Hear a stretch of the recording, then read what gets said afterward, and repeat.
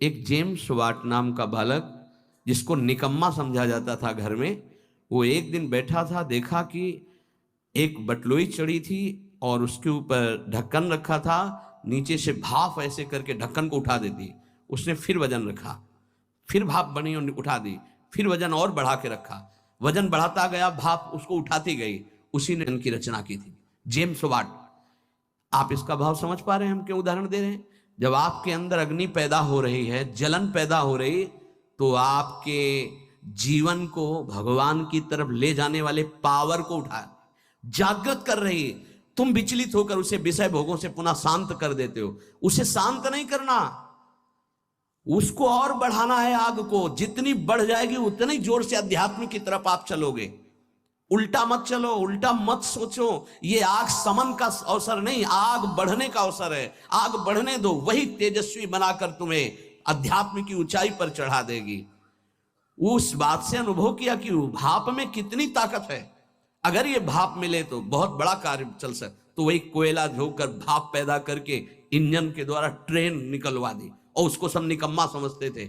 बस वो विचार, ये चिंतन का विषय। हमारे अंदर जो आग पैदा हो रही, कामाग्नि, क्रोधाग्नि, लोभाग्नि, उसे हम सह रहे हैं। उसको सह रहे हैं तो एक पावर बन रहा है। वो पावर आपको सीधे भगवान की तरफ बढ़ाएगा। अगर आप उसको बुझाने में लग गए तो वो इधर आध्यात्मिक शक्ति क्षीण हो जाएगी और भोगा शक्ति बढ़ जाएगी। ये अनुभव की बातें हैं। आप इसको सहना सीखें, मिटाने में काम नहीं बनेगा। सह करके प्रभु की प्राप्ति हो जाएगी। सहना सीखो, सहना हमारा परम धर्म है। सहन कर गए तो महात्मा, टूट गए तो विषयात्मा। और फिर हमें पता नहीं ये अवसर जो मिला है कब मिले, इसलिए सावधान। सत्संग को सुनो और उसका मनन करो, उसको जीवन में उतारो, तभी लाभ मिलेगा। नहीं रोज सत्संग हो रहा है और अगर आप सुनेंगे नहीं तो 1 घंटा 1.5 घंटा बैठ लिए, फिर वही मनमानी चिंतन, ठीक नहीं। ये 6 बातें जिसके जीवन में है उसके अंदर भक्ति की निष्ठा जागृत हो जाती है और वो सिद्ध महापुरुष हो जाता है। फिर पहला, हर परिस्थिति में क्षमा। बहुत कठिन है, बहुत कठिन है। कोई अपराध पे अपराध करता जा रहा है, हम क्षमा पे क्षमा करते जा रहे हैं। बड़ा प्रभाव क्षमा का है। आप तो क्षमा कर रहे हो, उसका परिवर्तन शुरू हो जाएगा। क्षमा में इतना बड़ा बल है कि जो अपराध कर रहा है उसका परिवर्तन हो जाएगा। क्षमाशील ही परिवर्तन कर सकता है। क्रोध करने वाला या दंड देने वाला महान नहीं माना जाता, क्षमाशील महान माना जाता है। दूसरा, कभी भी किसी भी परिस्थिति में समय व्यर्थ न जाना, वस्तु, व्यक्ति, स्थान के संयोग में। तीसरा, कोई भी भोग सामग्री समीप फिरी पर नहीं भोगना प्रभु के। मेरे प्राप्ति के लिए मेरा भक्त सब सुखों का त्याग करता है, भगवान ने कहा। जो पवित्र भोग हैं उनको भी आवश्यकता के अनुसार ही, विधि भोग हैं जिनका निषेध नहीं किया गया, धर्मपूर्वक भोग सकते हैं, उनको भी आवश्यकता के अनुसार जितना कम से कम सेवन कर सके। चौथा, सम्मान को विश्वत, नीच पुरुषों द्वारा किए हुए अपमान को अमृत मानकर निराभिमानी रहना। पांचवा, निरंतर अपने गुरु प्रदत्त उपासना में आसक्त और इष्ट देव पे आसक्त, जो गुरुदेव ने बताए। छठवां, सदगुरुदेव की पूर्ण शरणागति, पूर्ण आश्रय, एकदम कोरा कागज बनकर वो जैसा जैसा कह रहे हैं वैसे चलने से भक्ति निष्ठा जागृत हो जाती। भक्ति निष्ठा जागृत होने पर वो सबसे अधम और छोटा अपने को समझने लगता है। अपने को इतना तुच्छ मान लेता है कि उसके भजन, सेवा, सद्गुण जितने हैं उनका उसके अंदर अभिमान ही नहीं आता। इसी कारण वो सिद्ध हो जाता है। थोड़ी सी साधना अभिमान उत्पन्न कर देती। क्यों? क्योंकि गुरु कृपा नहीं है। इसलिए जहां निराभिमानी होकर प्रभु से अपना संबंध जो था है, जो रहेगा, उसका बोध हुआ, उसी समय उसे भगवान की प्रेम लीलाओं का अनुभव होने लगता है। कभी रोना नहीं आता किसी को। मेरे साथ प्रभु कितनी कृपा कर रहे हैं, कभी रोना नहीं आता है। कैसा कपटी संसार है। गुरुदेव अपनी महिमा से उतर करके, नीचे उतर करके हमारे जैसे बनकर हमसे संभाषण करते हैं, हमें प्यार दुलार शासन करते हैं। कभी एकांत में किसी को गुरु के प्रति रोना आया? मोटे मोटे आंसू सामने गिरते देखते हैं अपनी वासना की पूर्ति के लिए। अपने मन की शांति के लिए, हमारे मन को सुख मिले बस। कभी ये रोते कि अहो कृपालु करुणामय, आपका कैसा स्वभाव है, हे स्वामिनी आपका कैसा स्वभाव है, कभी ऐसा नहीं। विश्वामित्र जी भगवान के प्रति शिष्य भाव किया तो भगवान शिष्य बन गए। अगर थोड़ा भी विलंब पुष्प लाने में हुआ तो भगवान डर रहे थे कि गुरुदेव की संध्या पूजा में विघ्न न हो जाए, गुरुदेव की जो सेवा में थोड़ा भी समय लगा तो डर गए भगवान। शिष्य भाव,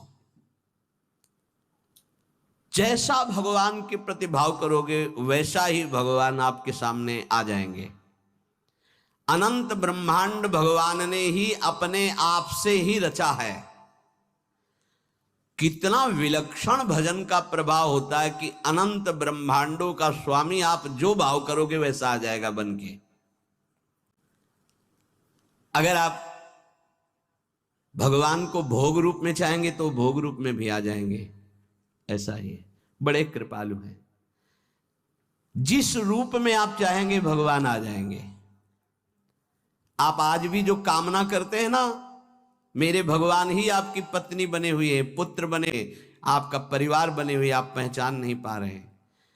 जो हम कामना करते हैं ना कि आज ये, तो भगवान वही बनकर आ जाते हैं, वही पदार्थ बनकर आ जाते हैं, वही व्यक्ति बनकर आ जाते हैं, वही वस्तु बनकर आ जाते हैं। यद्यपि भगवान ही हैं, दूसरा कोई नहीं है। वही अपने आप को प्रकट किए हैं।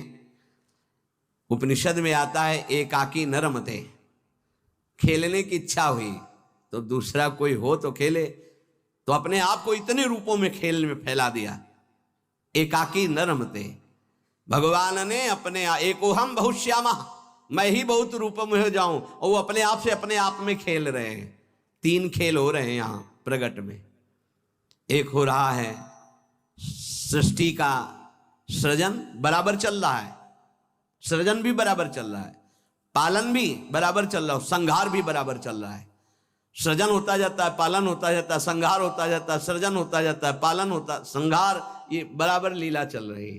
किसका सृजन? अपने आप से अपने आप का सृजन। किसका पालन? अपने आप से अपने आप का पालन। और किसका संहार?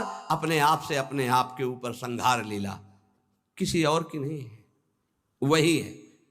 आप भी वही हैं पर नहीं समझ पा रहे। भगवान ने कहा यथा तथा, अर्थात मुझे जैसे बसता मैं वैसे, ये यथा माम प्रपद्यन्ते तास तथैव, यथा तथा। भाव और लगन, जिस तरह की आपकी लगन है और जिस तरह का भाव है वैसे ही भगवान अनुभव में आते हैं। जब आप घोर विषय चिंतन करते हैं तो भगवान विषय रूप में आ जाते हैं। गाढ़ चिंतन विषय का तो विषय रूप में आ जाते हैं। सलाह दे देंगे आपको, देखो ये विषय जो मैं ही इसको प्राप्त करना है तो ऐसे चलो, ऐसे प्राप्त करो। वो भले आप निषिद्ध चिंतन कर रहे हैं, जब ज्यादा हठ करेंगे तो आपको वही सलाह देने लगेगा हित, आप ऐसा करो, ऐसे से ऐसा कर लो, ऐसे से ऐसा कर लो। और जब पिटाई होगी तब आपको फिर उपदेश करेगा, कहा था नहीं, नहीं माने तो सलाह दी थी, अब मान लो। हित का बड़ा ही कोमल स्वरूप है। यदि आप भाव से लगन से प्रभु की तरफ चले तो उधर से प्रभु चल पड़ते हैं, और आपकी चाल और प्रभु की चाल में बड़ा अंतर है। त्रिभुवन में सबसे तेज गति चलने वाला मन है, वायु से भी अत्यंत वेगवान मन है। जैसे वायु यहां से बंबई उसको जाने में कुछ समय लगेगा, लेकिन मन को अगर आप बंबई गए हैं पहुंच गया। मन से भी वेगवान गरुड़ जी हैं, जो भगवान के वाहन हैं, वो मन से भी वेगवान है, और गरुड़ से भी वेगवान भगवान की गति है। तो जब उपासक भाव और लगन से चलता है तो बहुत जल्दी भगवत प्राप्ति क्यों हो जाती है? बोले दरिया दूषण दास में नहीं राम में दोष। भगवत प्राप्ति में दोष आपका है जो आप देरी कर रहे हैं, भगवान की तरफ से नहीं। जन चाले एक पावणो हरि चाले 100 कोश। एक कदम भक्त भगवान की तरफ चले तो 100 कोस भगवान भक्त की तरफ चल देते हैं। 100 कोस उनका वेग है ऐसा, वो अपने कदम से एक कदम तो ब्रह्मांड पार कर दिए। आपका भाव और लगन, भाव में तो विषय भरा है, लगन लगी भोगों की तो बार बार वही आ रहे हैं भोग रूप में, दूसरा कोई नहीं। पर जब भोग रूप से आप विषयों का सेवन करते हैं तो फिर नरक रूप से भगवान मिलते हैं, रोग रूप से भगवान मिलते हैं, दंड रूप से, जलन रूप से भगवान मिलते हैं। भगवान का कौन सा रूप आपको पसंद है? आनंद तो छोड़ो इसे, आनंद सिंधु प्रभु के रूप का ध्यान करो, उनका नाम जप करो। भगवत प्राप्ति में कोई बाधा नहीं डालता, साधक स्वयं बाधा को स्वीकार करता है। क्योंकि भगवत प्राप्ति के लिए जो तुम्हें समझ दी गई है उसका प्रयोग नहीं रहे। भोग सामग्री देखी, समझ कह रही कि नहीं इससे बहुत विलंब हो जाएगा, भगवत प्राप्ति नहीं होगी, आप ये अनसुनी कर दिए, उसे भोग लिए। किसकी गलती रही? आपकी। आपने अपनी समझ का आदर ना करके और भोगाकर्षण का आदर कर लिया। अपने समय को, अपने जीवनी शक्ति को, अपने समझ को भगवत प्राप्ति के योग में लगाना चाहिए। आप भगवत प्राप्ति के वियोग में लगा रहे हैं, दूरी बनाने में लगा रहे हैं। चलना इधर है, चल इधर रहे हैं, इसमें कमी आपकी है। सामर्थ्य जितनी है अगर उतना कदम बढ़ा दो तो तुम्हें खुद अनुभव होने लगेगा भगवान कितनी वेग से आपकी तरफ आ रहे हैं। पूरा समय, पूरी सामग्री, पूरी सामर्थ्य भगवत प्राप्ति के लिए मिली है आपको। पूरा समय, पूरी सामग्री, पूरी सामर्थ्य भोग प्राप्ति में लगा रहे हैं आप, देख लीजिए। कारण समझ सामग्री समय का दुरुपयोग कर रहे हैं क्योंकि तुम्हारे अंदर लगन नहीं, अगन नहीं भगवत प्राप्ति की। भक्ति किसी साधन विशेष से नहीं प्राप्त होती, कर्मों से नहीं प्राप्त होती, भगवान की पूर्ण शरणागति से होती है। कई बार इनकी चर्चा हुई, पूर्णता कैसे होती है? हे हृदय से प्रभु की शरण, यदि परमार्थ में उतरे हो तो चैन नहीं है। यहां दरस बिन दुखन लागे नैन, जब से तुम बिछुरे प्यारे कबो न पायो चैन। बेचैनी बढ़नी चाहिए। जब बेचैनी बढ़ती साधक में कृपा से तो वो समझता है परेशानी बढ़ रही है और उसको मिटाने के लिए भोगों में उतर जाता, खत्म। अरे वही बेचैनी तो विरह बनती है, तुम समझते कहां हो? जब आपके अंदर जलन होती, बेचैनी होती, घबराहट होती है तो वही जाकर विरह बनती है। हा प्राणनाथ, अब जिया नहीं जा रहा आपके बिना, वही भगवत साक्षात्कार कराती है। आप समझ नहीं पा रहे, आपको लग रहा है मेरे साधन में कमी हो गई जो बेचैनी बढ़ रही।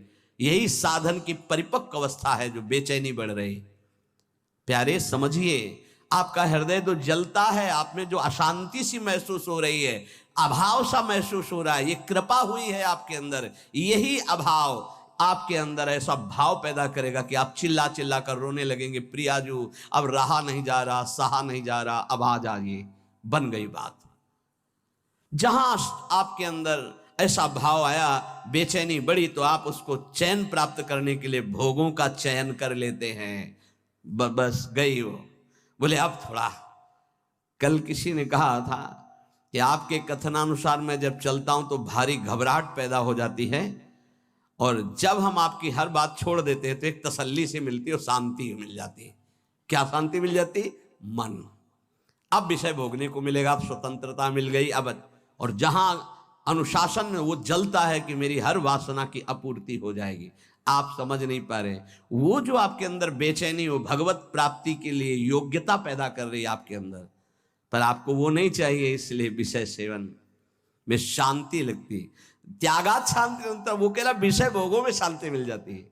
यही बुद्धि की बात है, बहुत खराब बुद्धि हो चुकी। दास्य, सख्य, वात्सल्य, माधुर्य, ये जितने भाव है पहले इनके शरणागति पुष्ट होनी चाहिए। भगवान सब कुछ आपको दे देंगे पर पहले शरणागति पुष्ट होनी चाहिए। अगर आपने अपने आप को श्री भगवान को दे दिया तो श्री भगवान अपने आप को आपको दे देंगे। सौदा बहुत सस्ता है। हमने अपने आप को तो भोगों में दे रखा है। अगर हम अपने आप को श्री भगवान को दे दे, श्री भगवान हमें अपने आप को दे दे, कितना सौदा सस्ता है। अगर शरणागति पक्की हो गई तो भगवान त्रुटियों की तरफ नहीं देखते। राहत न प्रभु चित्त चूक किए की, करत सुरत 100 बार ही की। प्रभु उसके हृदय की बात देखते कि मेरा शरणागत हो गया, सैकड़ों त्रुटि हो जाए तो भी ध्यान नहीं देते। कितनी कृपा है।